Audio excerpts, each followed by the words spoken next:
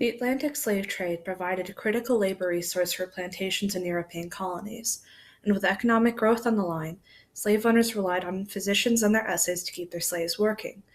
High death rates on plantations meant that importing new slaves was seen as a necessity by slave owners, and the West Indies were no exception. An immediate concern for physicians and slave owners alike was purchasing slaves that would give them the best return on their investment. While physicians would check for any obvious signs of malaise, they also advised against particular places of origin as having too high of a health risk. One physician, James Geringer, advised against purchasing slaves from Mandingo given their high rates of worms, and those from the Congo since they were likely to have dropsical indispositions. More generally, though, purchasers were advised to look for clear eyes, red tongues, open chests, small bellies, and that the slave had full use of their limbs. The physician also advised purchasing girls no older than 12 and boys no older than 15 whenever possible. Once the slaves arrived at their plantation, their masters became responsible for their health. For newly arrived slaves, there was a large focus on acclimation. Geringer believed that no slaves should be bought during the rainy season whenever possible in order to avoid different diseases, but that if such a purchase is necessary, great care should be taken to avoid unripe yams and guinea corn so as to avoid the common disorder of lax. Additionally, slaves should never be denied the ability to smoke, and warm mats should be provided in case their clothing becomes soaked.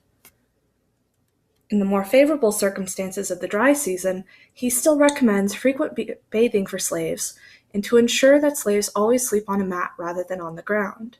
He also encourages the consumption of sugarcane juice, and says that in addition to Indian provisions that they raise themselves, slaves should be given a weekly allowance of flour or rice with a salt meat.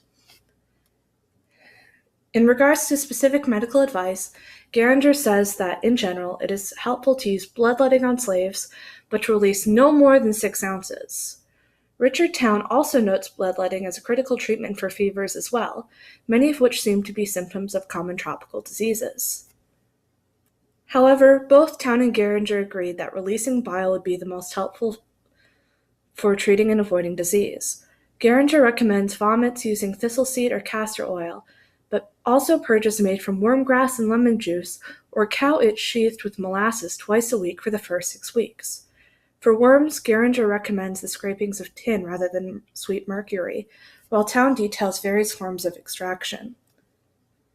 It is, however, the power of medical science to diminish, and greatly too, the number of those who must otherwise be sacrificed to the pursuit of riches.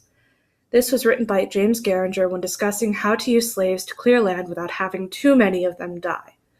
The tone of the chapter conveys intense paternalism mixed with the orders of a business memo, hinting at the mixed mindsets with which slavery was so often discussed during this period.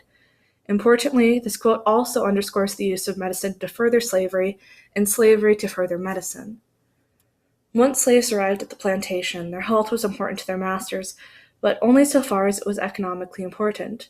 Geringer may have detailed how to avoid having a slave die in the first year on the island, but the possibly noble ambitions of a doctor cannot be separated from the harmful reality that they further.